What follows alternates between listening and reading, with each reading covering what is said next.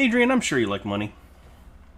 Yeah, I could say that, I guess. Sure. You want to know something interesting about money and movies? Sure.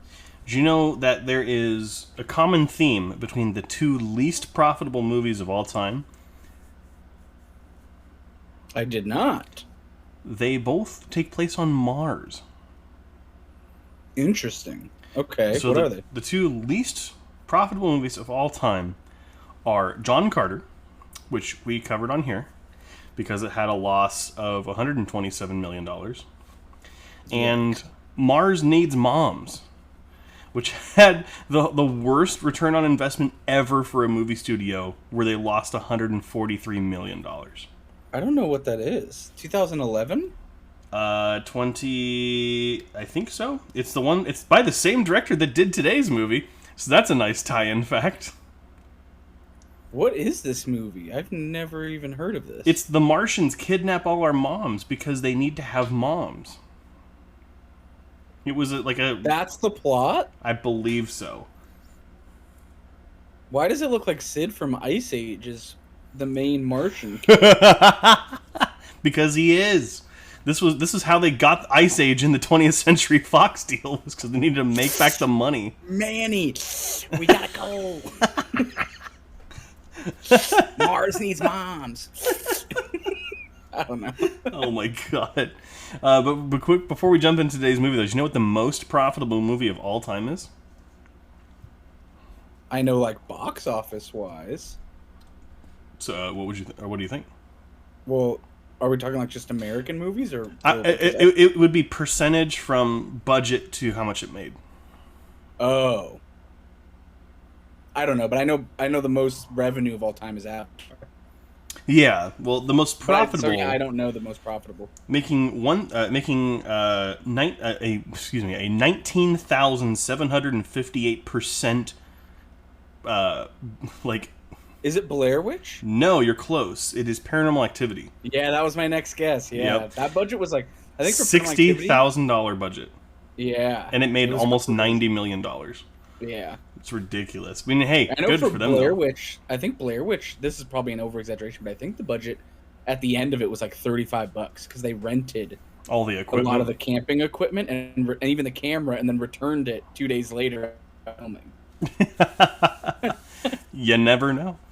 Yeah, But welcome to the Drive Back Podcast. My name is Garrett, and I'm Adrian. and today we've got a rewatchables, which is what, Adrian? That is where both of us have seen the movie, and you probably have as well. Typically, these are older films from our childhood and whatnot, but then we rewatch it for you to let you know if it holds up, if it's terrible, or if it's just in general worth the rewatch.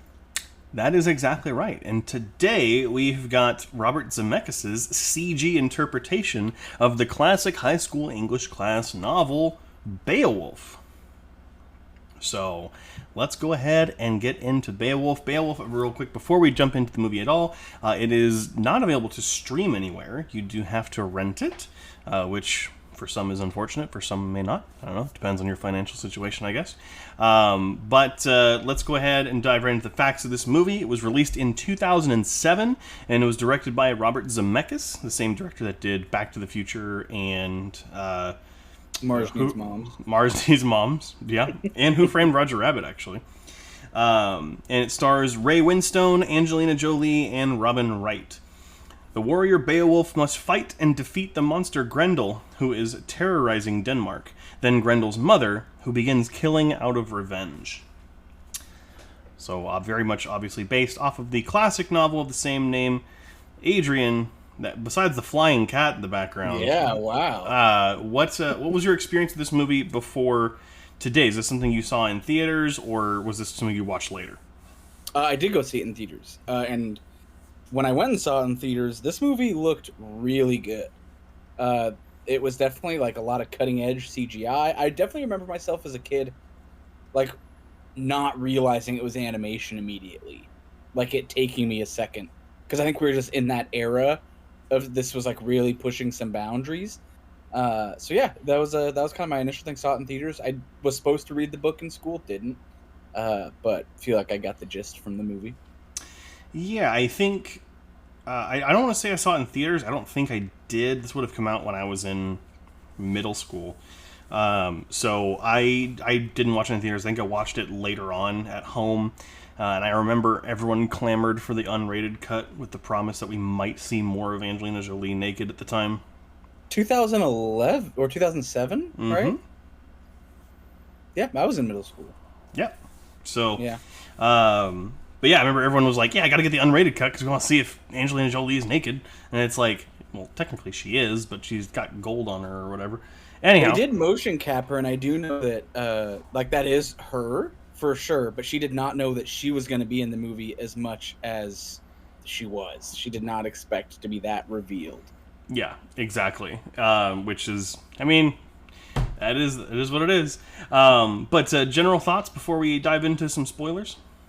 Sure. I don't know if this movie holds up as well, technology-wise, like graphics-wise and things like that, but story-wise, it is the tried and true tale of Beowulf, told pretty well, I think. The story actually is pretty well laid out, from me not reading the book. That's the extent of my knowledge, but story was cool. Gotcha. Yeah, I think this movie, yeah, I agree. I don't think this movie ages well at all, really. Like I said earlier, it's the dead, lifeless eyes that are just so distracting that it's crazy. But I do think that the movie could have gone deeper in with the themes and, been more resonant in what it was trying to tell. But instead, I think it just went a little too heavy into the spectacle and I don't think that really works for a story like Beowulf. So, but let's go ahead. We'll drop a spoiler warning. If you have not seen Beowulf, turn back now, I guess, or go watch it. It's up to you. And we'll just go ahead and jump right in. So, let's talk about the CG first, because at the time, it looked cool. Now it looks like a 2007 PlayStation game. I will say that there are aspects of the animation that do still look good. There was some stuff, like, in regards to, like, lighting at the time and some of the objects, like the cup that she's holding initially in, like, the opening scene. Stuff like that still looks pretty good. It's definitely, the biggest one is the facial features. Like, the face was just not good enough at the time to pass as human. And all the CG is a little squishy, I'll call it, looking like it's all like pasty and stuff, but some of it is still okay. But yeah, I mean, I would agree with you. It looks like PlayStation 2 cutscene for sure. Yeah, and like occasionally there's a good piece of movement. I would say in the translation from the live actors to this, I think by going the realistic route is where it kind of, I don't want to say fails, but it misses the mark.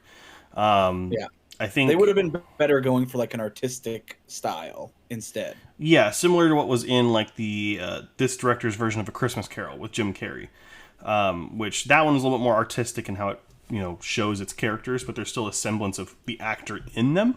Yeah. So maybe that could have been a better idea. I don't know. Maybe I just really want to see an A24 version of this movie instead. Yeah, I think we're due for another one. The story's great. Like, it's got all the pieces you need for a great story. Now that we have the technology, I absolutely love to see something. Yeah, I think after getting a movie like The Northman this year from Robert Eggers, or The Green Knight, something that takes the fantasy and like elevates it and really brings out the themes, play up the tragedy of Beowulf more so than just, oh, he's a monster slayer, so therefore he's a hero. Which this movie doesn't tout that. It definitely shows his not as honest side. Yeah, I love that's actually one of the things I loved is that he openly was lying and you knew it. Like, the movie very much was poking fun at that. A lot of people of Norse legend and legends in general are stories, and they're exaggerated. And there's a specific scene that I really like where he's telling the story about how he fought sea monsters, and someone pokes fun at him and says, so how many was that? 20? Trying to say, like, oh, you're just exaggerating.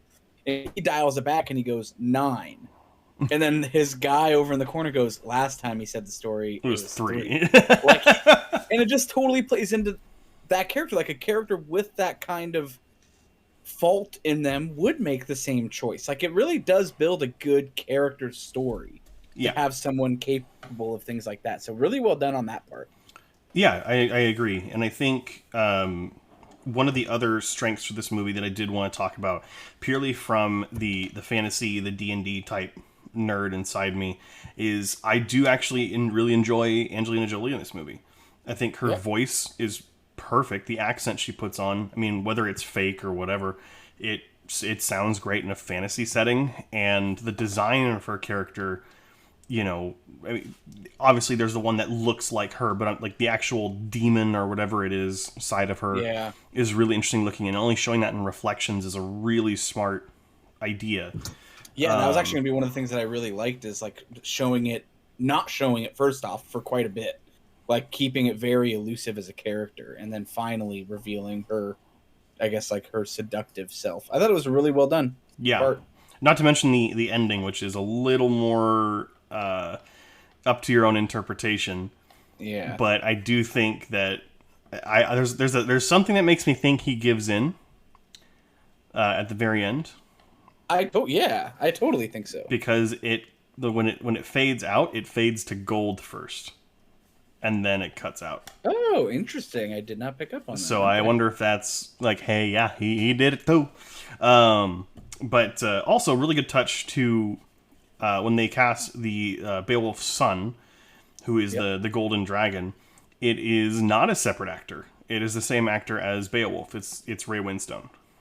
Oh, interesting. Okay. Just he's doing a voice to do it differently, which I thought was very smart, because it sounded like a familiar different actor, and then I had to look it up, and I was like, oh wait, he's actually doing both.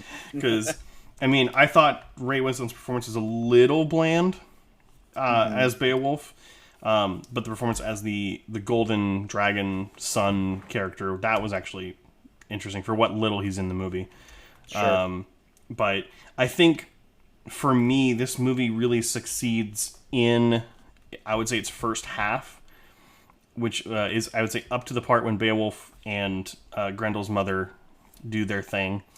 And then after that, I just lose interest. I don't know, it just doesn't feel as good.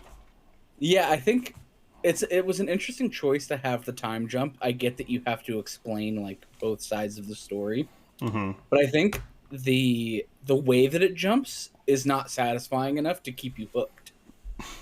Like, I think it just kind of does this kind of janky, like, now we're here. And you're like, oh, okay. And then you kind of have to get used to, like, a whole new era of Beowulf all at once. Like, there's a lot of information thrown at you about what's happened in the passage of time. Yeah. And you kind of have to piece together a lot of it for yourself. Like, okay, this person's still here. This person is now this to him. This person is this. And all. And then I feel like they could have done a little bit more of like a time lapsed, maybe, just to show like maybe the change of the seasons as it gets to him currently. But yeah, it just felt like a little janky, even though it seems like a good idea at the time, and it is cool to see the two ages of Beowulf and all his crew and everything, but just doesn't hold up quite well enough. Yeah, and I think a lot of the time and the effort, and I think a lot of the excited energy went into especially everything having to do with Grendel, which is pretty. I say the Grendel stuff is fun to watch. It is more violent than you'd expect for a PG-13 movie. I think, especially when he bites the guy's head off and he's just sitting there like, whimpering with excitement as he's chewing on it, is like, oh, okay, that's awesome. And the lighting, I mean, you can tell, we talk about this all the time, but like, this is a movie where all of the animation was new technology. Yeah. And the movie literally exists to showcase, like, I don't know what the company was, but ILM's new technology at the time. Like, they literally just went ham with the lighting and the water effects, and like, you could just tell the whole movie is about showing that off. Yeah, exactly. And I'm actually double checking right now to see if this was the first movie in that uncanny CG alley. It reminds me a lot of the animation, if anyone's familiar, of Final Fantasy VI, The Spirit Within. Okay. Very similar in that, like, pushing technology, uncanny valley era. So actually, the Polar Express was first. Which also falls into this. Yeah, totally. This one is more realistic, I would say, than Polar Express Yeah. is. Yeah. Polar Express gets really floaty, and like the dance And sequence is just the eyeballs are all over the place. yeah, and they're just looking all over the place, like getting cross-eyed and stuff. I forgot he did The Witches that came out in 2020 that everyone hated, but anyhow, I mean, yeah, there's really not much else to say about this movie though. I feel like I say that a lot. Like it was an interesting use of the technology at the time, considering they were probably filming this in 2005, 2006. Right as Revenge of the Sith had come out, and the prequels had kind of, shown what you could do with CG, even though it wasn't always good. I think it was, for the time, it was definitely something that was to behold. And I think if you're gonna, the only reason I would say that this movie is worth a watch is in those high school English classes. Like, this feels like something that high school students would watch. Like, like I remember, like back in my English classes, occasionally we would watch the movie or like parts of the movie based on the book we were reading. And I remember, like the one most vividly was The Great Gatsby, and we watched the Robert Redford version, which interesting. I watched the new one, which that was just coming out as we were in the class reading it, I think. So, like, we couldn't watch it in class, but we went out and watched it, and that was better. If we showed that in class, people probably would have paid attention. I think it's the same thing here. Unfortunately, I never read Beowulf in my high school classes. We read Grendel, though, which is a book written after the fact. Yeah. But if we had read Beowulf, I think we probably would have watched the movie. So. That's really the only thing I could say is worth it, though, or I would say it's also for animation buffs, if you want to see how like the animation in like motion capture almost got close to overtaking standard animation. Be in like the Museum of Animation as a stepping stone to where we are now. Yeah, this is absolutely a venture forward in technology. Without films like this, we wouldn't have the CG we have now by far. Yeah. Like, trial and error is how we get anywhere, and this is absolutely that. But to your point about watching in theaters, I think if A24 came out with a serious, dark, accurate version of this, I think it could absolutely be taught as historic, or not historic, but like as in schools as like an actual attribute to the book and the novel, or like an HBO series or something. Like maybe to expand on it. But like you were saying, like with Northman and Northman and the Green Knight, like the accuracy could be there now. Yeah, like we have the ability to make this gritty and real, and we have shows like Vikings and stuff. Like a show about Beowulf could be awesome.